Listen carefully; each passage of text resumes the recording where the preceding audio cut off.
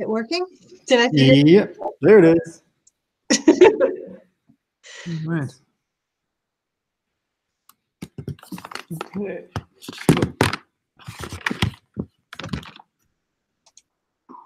Still there, Lisa? I am. All right. Give me 1 second to make a couple of adjustments. Can I do this so I can share slides also, or how does that work? Yes. On the right hand, upper left, there's a little green icon with an arrow out of it. Yeah. All right. Okay, so thanks everybody for attending. So today we're going to have Lisa Dragin. She's actually one of my classmates as well, just like Daniel Hawks last week.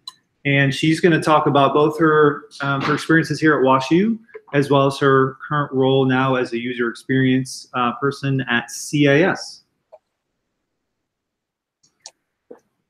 So whenever you're ready, Lisa, take it away.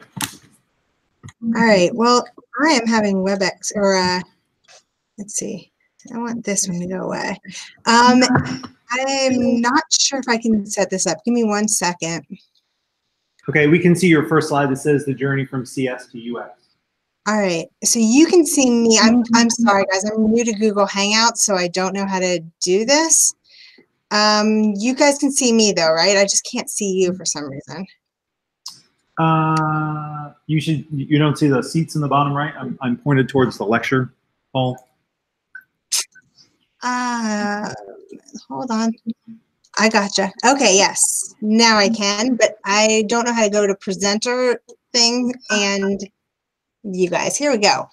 Sorry, we're gonna just do it a little different today. Sorry, I'm new to Google Hangouts, but thanks for having me here. Great. All right. Well, we're ready whenever you are. Okay. Well, Dante had asked me to talk a little bit about some of my experiences not too long ago, although when I was doing the math, it's longer than I expected or thought about before. I got to and how I got to UX from there.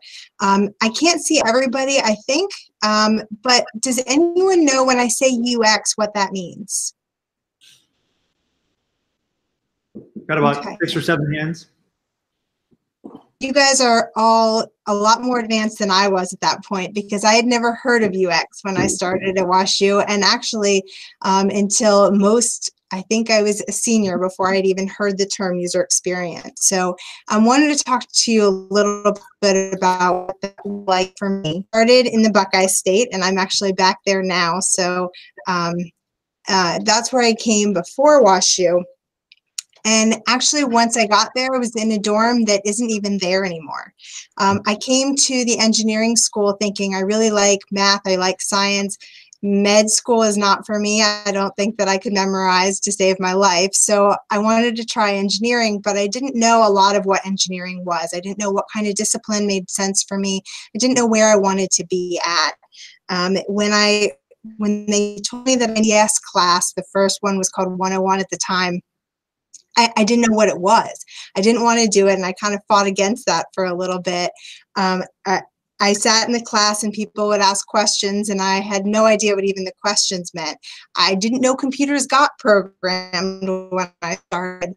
Just a lot of fun with it from there. So it was one of those, kind of fell into it. So later when somebody asked, are you a CS major? I didn't even know if I should be. I didn't even know if that was something that I wanted to do. I liked the idea of solving problems using technology, and I think that's what brought me to engineering. I'm not sure if that's different or similar for where you guys came from or what you're looking to do, but really didn't know exactly what the right path for me would be. And that's sort of how I started taking other electives and started exploring what other things might be available. I knew a little bit, and I would follow along a little bit when it came to how to code and how to figure out what I was doing and somehow make things work. But nobody ever really talked about who was going to be using the things that I created. So I didn't have that context of what user experience was like and what it was to think about not only what you're building, but why you're building it and who's going to be using that.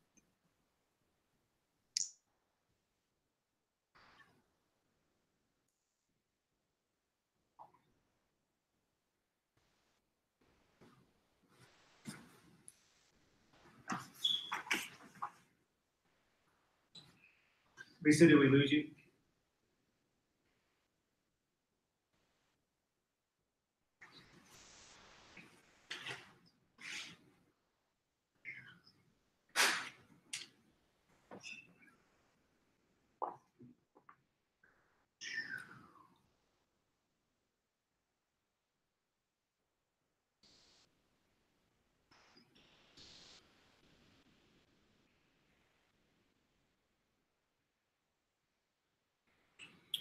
Uh-oh. Did I just lose you guys for a sec? You did, yes. Okay, sorry. So I started learning about the fact that there was an audience behind what I did, and it was exciting. So I'm still in this mindset of trying to solve problems using technology, and all of a sudden there's this concept about user experience and understanding who the users are. So I went to work, because I already had my job already lined up. I went to work thinking, how do I get to do this stuff? How do I get to be a part of deciding who's going to use it and what it's going to look like and what that experience is going to look like on the user side? And I didn't really know at first. So my journey took a lot of twists and turns. I started at Deloitte, again, trying to understand, how do I solve businesses' problems using technology? And so I went in the first day and they said, yeah, if you don't know what you're doing, just say you do and figure it out the night before you get there. And so that's what I was doing, and kind of making it up and having a lesson with it. Learning to understand how to put together a meeting, how to sit in a conference room, how to talk to different people and to collaborate. And so when I finally figured out that this is really what I want to do, I want to do UX, again, it took a path. I never planned to go to grad school. I never planned to be done at that point. Even when in undergrad, people would talk about getting a master's in computer science or PhD, it wasn't what I wanted to do, because I wanted to solve problems. I wanted to help businesses and get out and do it. So I didn't think or consider going to school. But when I decided that UX was what I wanted to do, that was the only path for me to really get to do that. Deloitte at the time maybe knew what UX was, but didn't even have senior people involved. So somebody right out of undergrad, they weren't ready to put into those roles. So after getting my master's degree, I worked at a few different places. I tried the East Coast at Aptima and RSA Security.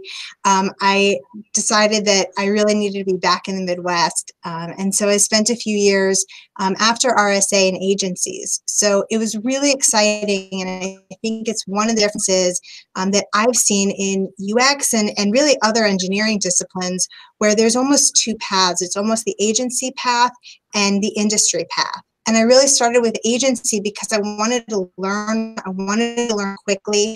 I would have 20 different clients in a given year where we're solving different problems and addressing those. So it was really fast-paced, different teams, different clients, getting out on the road and doing things, which was really, really exciting, but also really exhausting.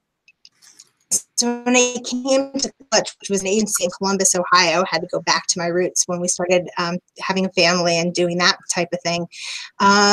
Agencies started getting even more exhausting. So in the last few years, I've actually been in industry full-time at Chemical Abstracts, which is now CAS.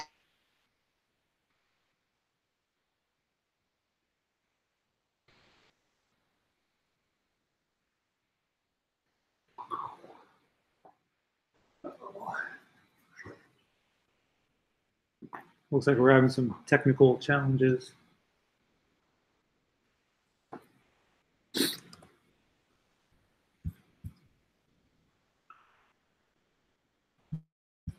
So to people quicker, and how to solve those problems.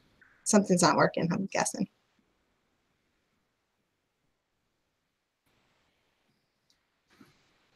You still there, Lisa? We lost you again for a minute. Oh, okay. Just gonna get rid of a few things here for you. So Okay. we lost your slides too, by the way. Oh, how do I get those back then? Okay. Probably just have to reshare them. Okay. All right. Thanks for bearing with me. I'm new to Google Hangouts. I use WebEx every day, but this is different for me. You guys all right? Yep, we got the slides back. All right, cool. So kind of a complex journey. I thought the little footsteps were a little cutesy, but there you go. But I kind of wanted to stop instead of just telling you a lot about me and where I came from. What questions do you have about my path and sort of how you get interested or get excited about something like UX? I think you're asking how do you, if there's any questions around how do you get into UX, is that right? Yeah, or about sort of my journey and where I came from for this. Anybody have any questions at this point about user experience or any of the companies up here?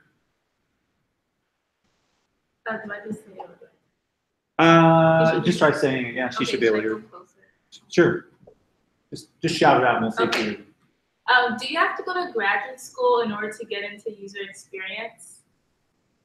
No, I did have to go because I didn't know it and I didn't learn it from a perspective. How do I explain it? I didn't know it enough. I didn't have anybody to mentor. A lot of years ago were really new to user experience, and so there wasn't a lot of places where you could get on board and really get mentored and sort of grow up there.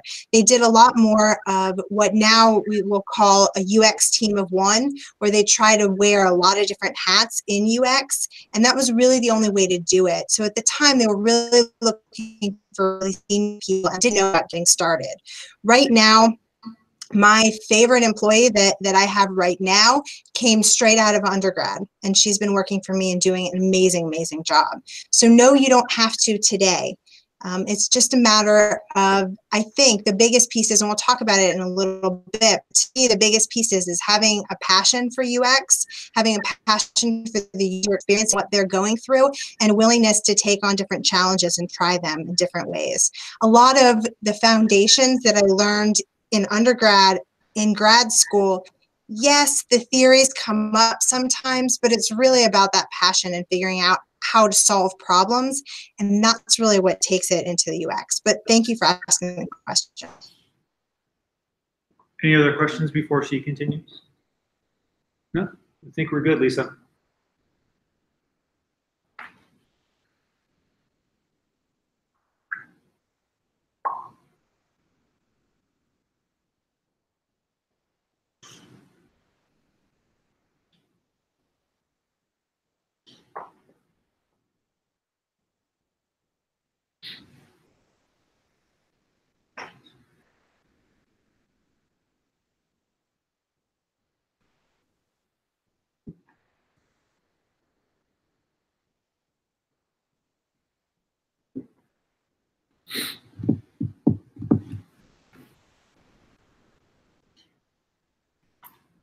All right, it said that we disconnected. Did you guys lose me or am I back? You're back. Okay. Yeah. But it's about understanding who those people are and what they're looking for. And that's the biggest thing of UX, is solving businesses' problems. Again, back to that theory that I started from the beginning, solving users' problems, understanding what their needs are and how we can best meet those needs. Okay. A lot of slides on this, and I don't know how big or small you can see this, so I apologize if you can't see it. Generally, again, just kind of a little bit of what we talked about before about what UX is: practical, experimental, effective, meaningful, value.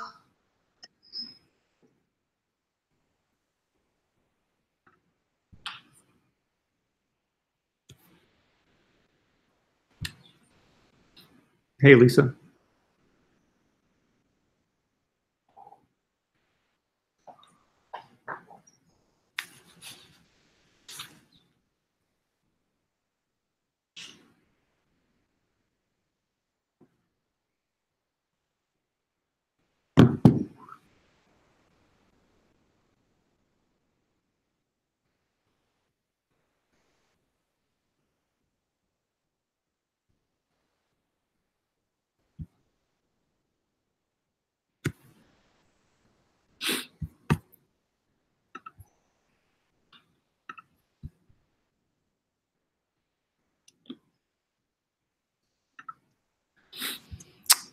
I seem to have some technical challenges here, Lisa. All right. We keep losing you. Have you had this problem before with your? I've No, I haven't done this in Google Hangouts before, so I don't know. Okay. I mean, on your home setup, have you had any of these challenges? Mm-mm. Okay. So I guess this doesn't work. We'll try something different here a little Okay. bit, but go for it. All right. Sorry, it's plugged in. I would think maybe it's a Wi-Fi thing, but I'm plugged Could in, be. so I I'm don't know. on Wi-Fi. So. Okay. All right.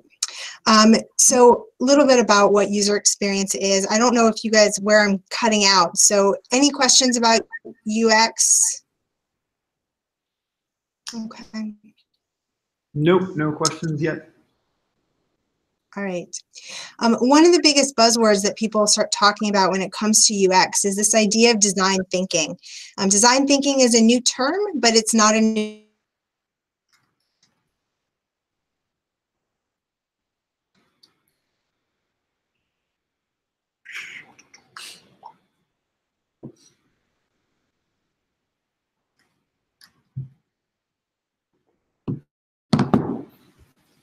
concept, and then iteratively testing that to understand more and more.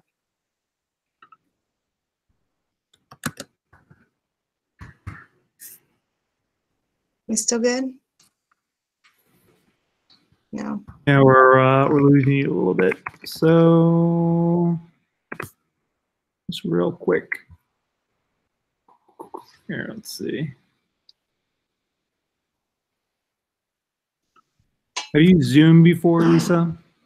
Yes, not here though. Where you want to send me a Zoom link? Yeah, I'm gonna hang up and try hitting you up on Zoom. Okay. Okay, I'll talk to you in a second. All right.